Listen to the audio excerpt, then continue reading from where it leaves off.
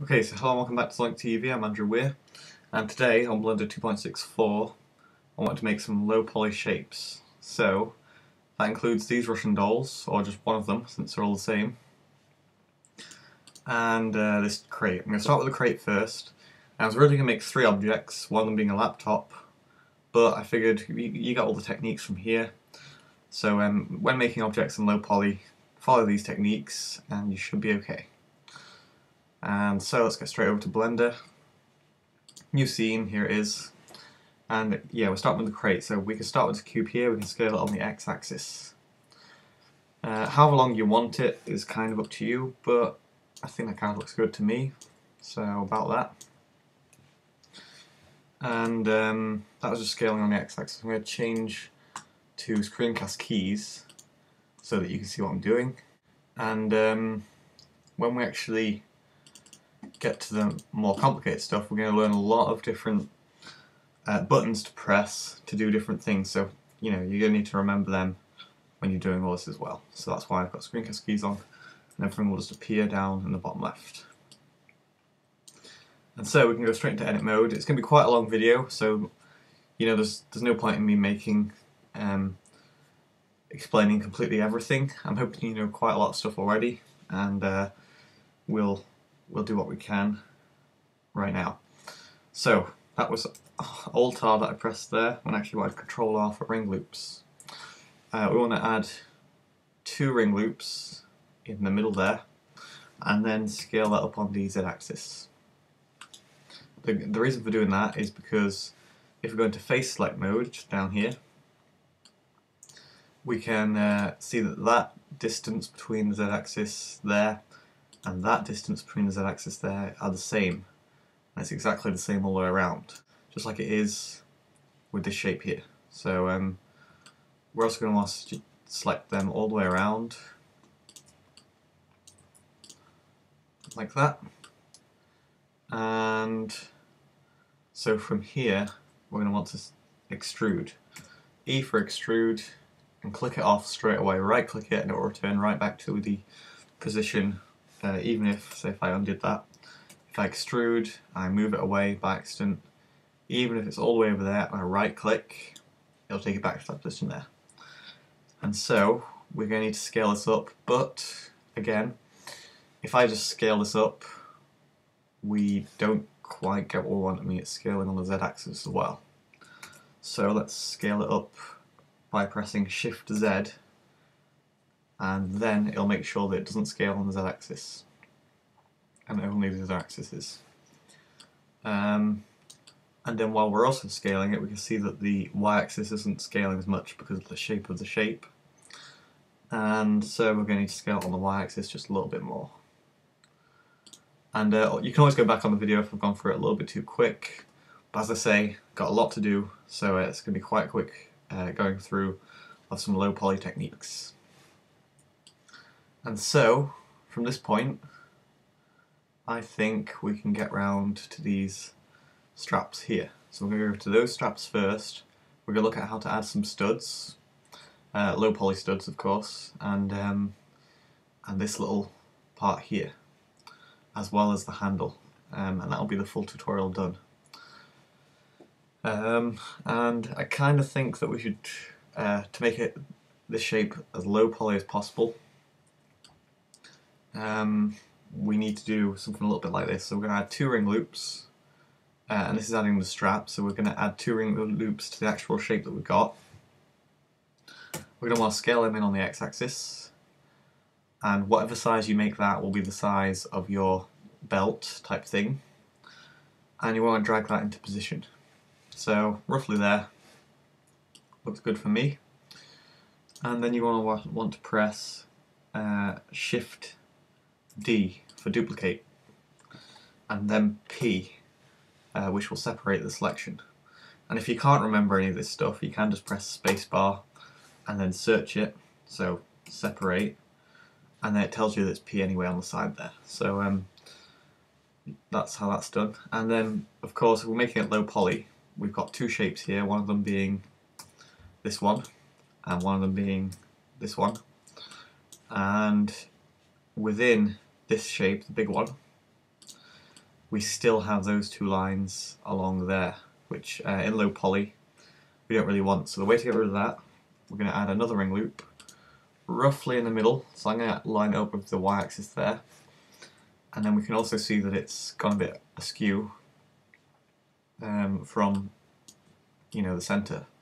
So let's scale this on the x-axis, and that whole shape should go inwards. If you scale it all the way in, it should become a completely straight line. Obviously a quick technique, and it's quite easy too. And so from this point I'm going to want to go into the wireframe, go into the front view, press 5 to remove the perspective, and go into vertex mode, and then I'm going to delete those vertices. And we can see that I've still got that shape there, so what we're going to need to do now is go to edit mode, object mode even, and grab that on the, then go into edit mode on that shape actually, because you can see that the point is still in the middle there. We actually want it to be the middle of this shape, so let's drag that to the middle of this shape, taking it roughly there. Then go into object mode, and then that point there will also in object mode move with it, which is what we want. And then move that into the position where you want it, and we're going to want to edit it in edit mode for a little bit. So let's go into wireframe, and let's just select the top there. We're obviously going to want to move it just off the surface a little bit, not too much, but just noticeable enough. Same for these points here, grab them downwards, and the same for these points, but not necessarily for these points, because the bottom here, if we go to into face select mode, we can select all three of these and actually just remove the faces, because we don't actually need to see them. No one's going to look underneath this crate, and so far to make it low poly we're not going to need them, so no point having them. And so from here we're going to need to also move it on the, press 3 to go into the side view, wireframe again, and we're also going to need to grab, if I just deselect everything, we're going to need to grab that one as well as that this one here, and scale them on the x or the y axis even. So pull them off the surface just a little bit. Same with those two there, so scale them on the y axis, just pull them outwards. And then finally we want the same for those two, so scale them on the y axis to pull them off the surface, just so they look like they're actually there. And then just to make a little difference here, I'm going to add a new material, and I'm going to assign it to this shape. So let's go to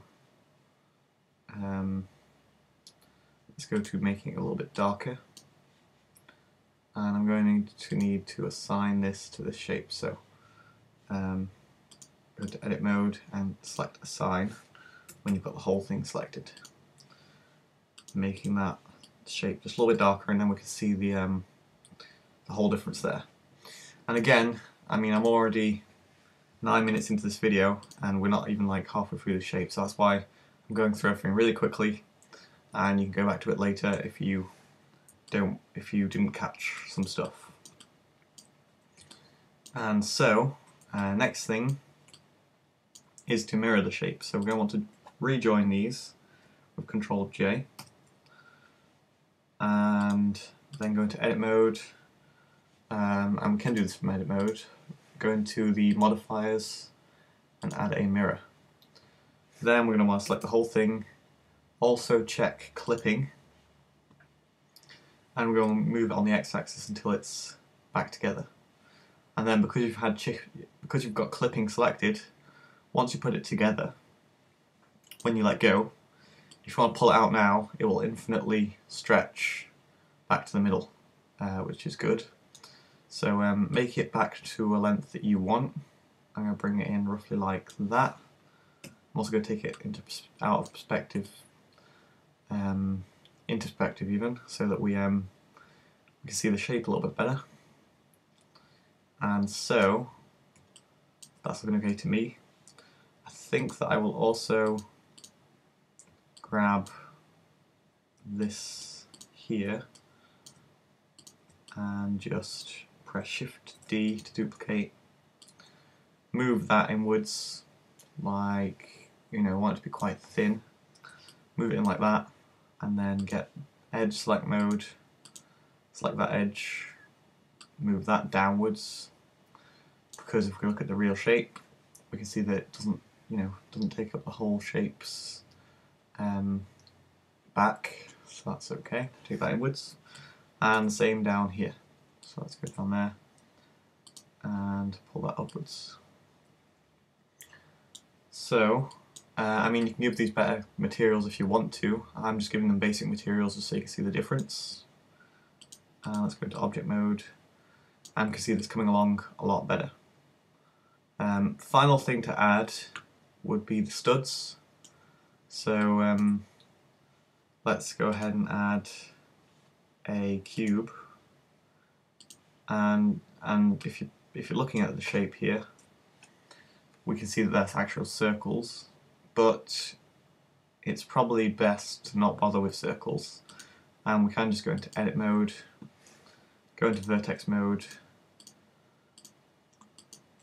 reconnect these by pressing Alt M to merge at the center, bring that down, select the whole shape, and just get that little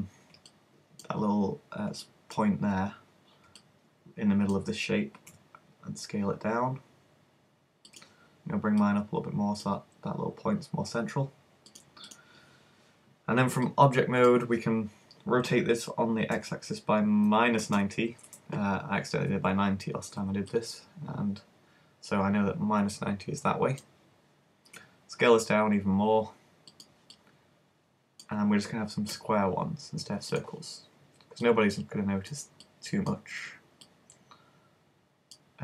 that, you know, well, it's going to have basic studs. So get this into the right position. It doesn't have to be like exactly touching, but it's probably easier if it is, because once people see that it's actually not connected, they obviously will see that it's less realistic. I'm going to pull that up on the Z-axis a little bit. Shift D to duplicate, and then select them both. Shift D, bring some down here. You can obviously add more if you want to. I'm going to keep it with that many right now, and I'm also going to press Shift D and put some on the scale it on the y-axis by -1, which will flip them around. Go into the side view. I'm just going to bring some out about there, meaning we've got it on both sides, and then from this point you can select the whole thing, so them as well, and we make sure we've got them all selected and press Ctrl J, which should join them all back together. We're going to need to reapply the modifier of the mirror, so add that back. And we're also going to need to move it on the x-axis, so let's see. Select the whole thing, move it until it gets to the roughly where you want, recheck clipping once you've got it in that right position, and then bring it back. And that is pretty much almost done. Final thing to add would be the handle on the side there, and making it so that it can actually open. So I'll do the make it open first. So let's go to the front view.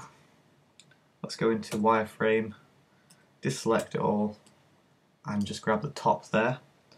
Then you can actually press Y, and that'll completely disconnect it so that you can grab it on the axis upwards. And we're also going to need to go into face select mode where we can delete these faces here. So delete the faces. But then if you're looking into the shape, you're obviously going to see that there's nothing there. So we're going to need to add a few more another face even on the inner part. So press F here. And from there, if I just reselect the top here, we can pull that down, and the way that's actually probably going to open would be if we rotate it on the x-axis and then just move it up. It's probably going to open like that, and nobody's going to notice that there are no real hinges there. I mean, you can add hinges if you want, but nobody's actually going to notice if they exist there or not, so that's probably okay. And final thing, once it opens like that, you're going to be able to see inside the shape, which isn't what we want, so we're going to have to select the right vertices here and add a final face before we get around to the handle. So that's looking okay to me. That's pretty much how that's going to be done, and from here we can add the handle, which is going to be very easy if we just cheat by adding the mesh here on the bottom select of what you've got on the mesh selections here, right down the bottom. And then if we scroll down this little side menu here, we can change the major segments down to a very low amount, less than that probably, but I'll change the minor segments also down to like that, just as long as you can see that it's actually rounded. And then I'm actually going to add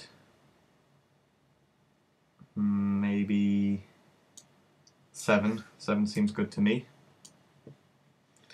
And then if you scale it down now, you'll notice that the whole menu there changes because it's gone to a resize, and you won't actually be able to get that back as far as I'm aware. So that's why you got to do that all straight away. Then we can rotate on the y-axis by -90 or 90, and that's not actually going to matter. Scale it down, even add a just quick plane, rotate that on the y-axis by, this one's got to be 90, just so we make sure the normal's right. And so if we scale that on the x-axis, I mean y-axis even, this is the very final touch. Scale this on the z-axis, and then quickly go into edit mode, extrude this on the z-axis, x-axis even. Delete the face on the other side that we're not going to be able to see. Move it just so it's not inside there. Select both of these, Control J, then move it towards our shape. That looks okay to me. I'm also going to go into edit mode and press, oh, I've already got it selected, which is good, but if you didn't, just select a little part of it and then press Control L to select linked. I'm going to rotate that on the y-axis as a final touch, just to make it look like it's a little bit more connected than just straight down. And of course we're going to need to rejoin them, and that'll mirror it. So let's go into object mode, Control J to join them. Straight away they're rejoined, and we can go into edit mode, Control J as, not Control J even, Control L to select linked, and we want to actually get just this part here. Go into materials, go into the darker material and assign it. The darker material is kind of our metal, and maybe you want a different metal for the studs. And this shape is finally complete, I think. So if you want to make these handles as a separate object, you could separate them and then go into smooth shading, and nobody's going to mention, no one's going to notice that it's really not that rounded. And as for this box, you might want it in flat shading. And once it's rendered, let's just see what it looks like. We'll take the camera around to a better angle here, so let's grab that. Rotate on the z-axis by -90. Oops, nope, let's rotate on the z-axis by 90 and render. We can see that's looking quite good. Obviously still needs a little bit more work, but I think we've learnt enough there to get it looking quite well. And in another video tomorrow I'll show the Russian doll, because this video has obviously taken quite a long time. And so that is a low poly chest, suitable for a game. And so I hope you enjoyed the video, and I'll see you in the next video.